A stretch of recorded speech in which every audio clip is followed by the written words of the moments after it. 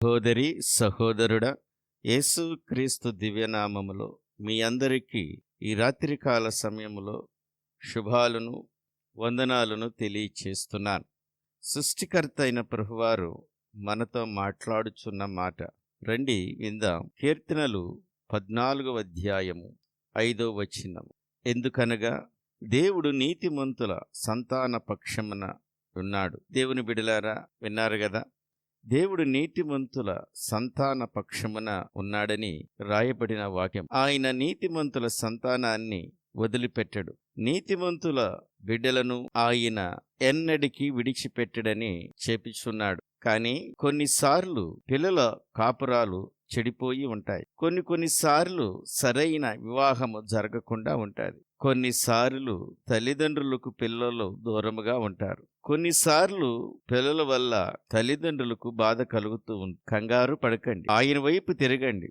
దేవా, నా మొర ఆలకించండి అని ఆయనకు ప్రార్థన చేస్తే ఆయన ప్రార్థనను వినే దేవుడు. నీ పక్షాన ఉంటాడు. ఆయన నీ పిల్లల పక్షాన కూడా ఉంటానని సెలవిస్తున్నాడు. నీ పిల్లలు అనుకూలమైన పరిస్థితులుగా ఆయన నీ బిడలను మారుస్తాడు.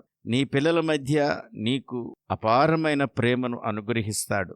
సమాధానాన్ని, ఐక్యతను, కుటుంబ సౌభాగ్యాన్ని ఆయన కలుగు చేస్తాడు. నీ సంతానం గురించి దిగులు పడకు. నీ బ్రతుకు దినములన్నీ ఆయనే నిన్ను పోషించే దేవుడు. నీ కుటుంబాన్ని సంతోషకరమైన కుటుంబంగా మార్చే దేవుడు. ఒక్క మాట, నీ జీవితంలో కొన్నిసార్లు సంతోష సమయాలుంటాయి. కొన్నిసార్లు దుఃఖసాగరం కూడా ఉంటుంది. కలిసొచ్చే కాలము వస్తాది, కొంతకాలము ఆ కాలమే కట్లపామలై కరిచే రోజులు వస్తాయి. జారిపడే అనుభవాలుంటాయి. పర్లేదు, ఆయనంటున్నాడు, నీ పక్షాన నేను ఉంటానని. దేవుని బిడలారా, దేవుడిస్తున్న వాగ్దానాన్ని వింటున్నారు గదా. నువ్వు దేవుని బిడ్డగా జీవిస్తే చాలు. అంటే యేసు రక్తముతో నువ్వు కడగబడి నీ పాపములన్నీ ఒప్పుకుని పవిత్రముగా నువ్వు జీవిస్తూ దేవుని బిడ్డగా నువ్వు ఉంటే ఆయన నిన్ను నీతిమంతుల జాబితాలోకి చేరుస్తాడు. అలా నిన్ను నీతిమంతులుగా తీర్చిదిద్ది ఆయనంటాడు, నీ సంతానమును నేను రక్షిస్తాను, నీ సంతాన పక్షముగా నేనుంటున్నానని సెలవిచ్చుచున్నాడాయన. ఎందుకంటే మన బిడ్డల పక్షాన ఆయన కాపుదలనిస్తున్నాడు. నీ సంతానం గురించి మరొకసారి చెబుతున్నాను, దిగులు పడొద్దు. కొన్నిసార్లు శత్రువులు విరోధముగా లేస్తారు.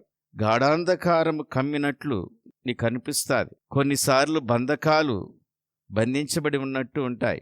దేవుని బిడ, ఆయనంటున్నాడు, నీతిమంతుల సంతాన పక్షాన నేనున్నానని. అంటే అబ్రహాము బట్టి అబ్రహాము సంతానాన్ని ఆయన మర్చిపోలేదు గదా.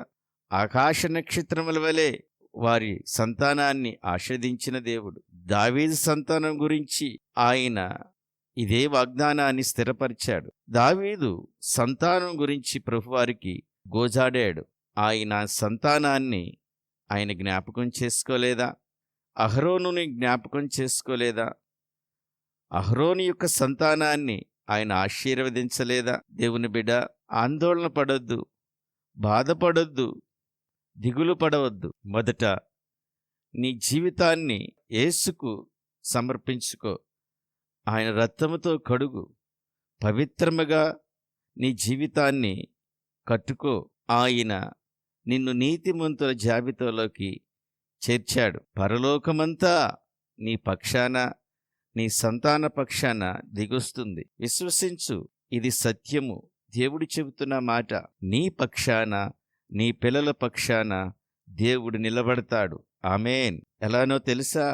ఆయన బిడల పక్షాన ఆయన నిలబడితే సముద్రం ఎదురుగా నిలబడుతుందా? ఎరుకో గూడలు నిలబడతాయా? యోర్దాను నిలబడుతుందా? ఆలోచన చెయ్యి. ఈ రాత్రికాల సమయమందు నా ప్రభువారు నమ్మదగిన దేవుడు. నీ సంతానాన్ని ఆయన మర్చిపోలేదు. నీ సంతాన పక్షాన నా ప్రభువారున్నాడు. కడకుకు ఆయన నీ సంతానాన్ని బహుగా ఆశీర్వదిస్తాడు, దీవిస్తాడు. నమ్ము దేవుని బిడ్డ, సహోదరి సహోదరుడా. ఈ దేవుని మాటలు విన్నా తర్వాత నువ్వు చేయవలసింది ఒకటే, తలలు వంచుకుంటే ప్రార్థన చేసుకుందాం. కృపాసత్య సంపూర్ణుడా, ఆశ్చర్యకరుడా, ఆలోచనకర్త, బలవంతుడైన దేవుడా, నిత్యుడకు తండ్రి, సమాధానపతి, నీకే స్తుతులు స్తోత్రాలు చెల్లిస్తున్నానయ్యా. అయ్యా, ఆ యొక్క సంతాన పక్షమున ఉంటానని సెలవిచ్చిన గొప్ప దేవా, నీకే స్తుతులు స్తోత్రాలు చెల్లిస్తున్నాను. అయ్యా, నీ సన్నిధిలో అయ్యా ప్రభువా ప్రార్థన చేస్తున్నామయ్యా.